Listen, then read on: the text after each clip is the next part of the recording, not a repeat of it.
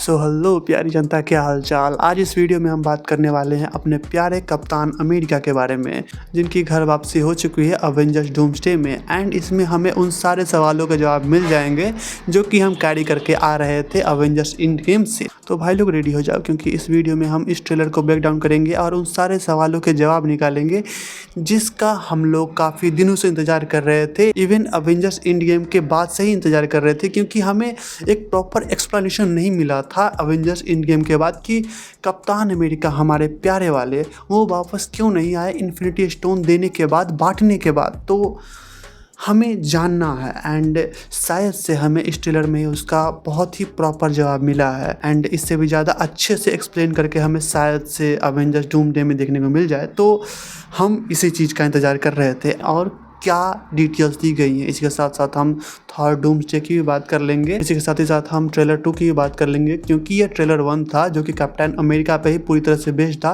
And trailer 2 Thor पे based होने वाला है। इसके बाद ट्रेलर 3 जो कि स्पाइडरमैन पे बेस्ड होने वाला है, उसके लिए मैं अलग से वीडियो ले आऊँगा, क्योंकि उसमें बहुत सारी चीज़ें हैं जो कि मुझे बतानी है।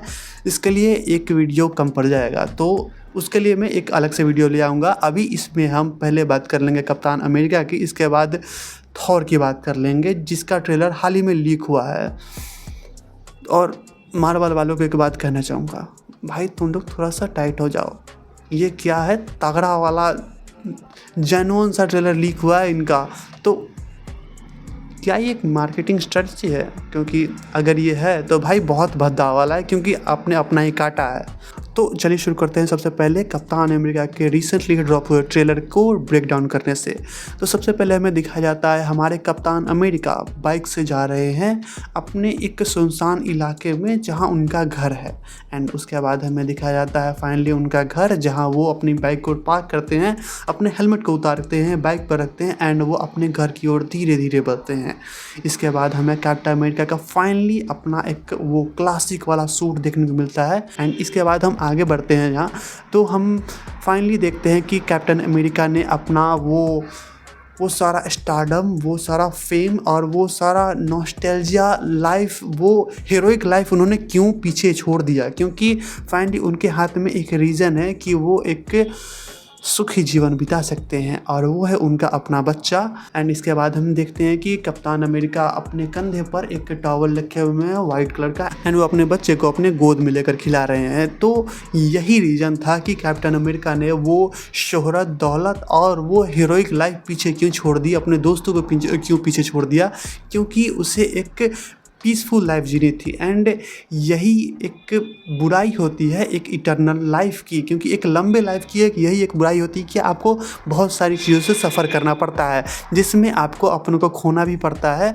लाइक कि हमने सिविल वॉर में देखा था, उसने पेगी को खो दिया था। तो हाँ, बहुत दुख होता है यहाँ पर। इसके साथ साथ तुम अगर देखो तो बहुत सारी और भी चीज़ें हैं जिसे वो अपने अक्रॉस द लंबे जीवन में उसने खोया है। तो मैं समझ सकता हूँ कि वो अब फाइनली एक पीसफुल जीवन चाहता है।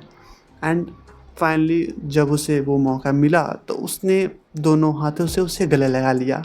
तो हमारे कप्तान अमेरिका की ये रही वो कहानी जिसके कारण वो इंड गेम में वापस नहीं आए इन्फिनिटी स्टोन लौटाने के बाद।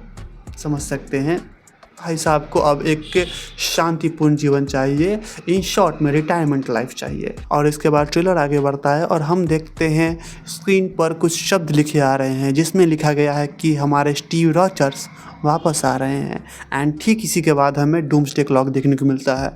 तो हाँ, यहाँ से एक ऑफिशियल अनाउंसमेंट हो गई है कि हमें कप्तान अमेरिका लड़ते हुए फिर से देखने को मिलेंगे अवेंजर्स डूम्सडे में। एंड मुझे अभी तक ये कंफर्म नहीं है, या फिर अभी तक किसी को भी ये कंफर्म नहीं है कि वो कैप्टन अमेरिका बन के आएंगे या फिर कैप्टन हाइड्रा बन के। क्योंकि ऐसा हो सकता है कि हमारे डॉक्टर डूम ऑल्टरनेट डायमेंशन से किसी और कप्तान अमेरिका को उठा कर ले आए और एज ए कैप्टन हाइड्रा। तो इसके भी बहुत सारे चांसेस हैं। तो भाई लोग दिल थाम कर बैठना, क्योंकि डॉक्टर डूम वो विलन है मार्वल का जिसे आप प्रेडिक्ट नहीं कर सकते, जिसे कोई भी प्रेडिक्ट नहीं कर सकता।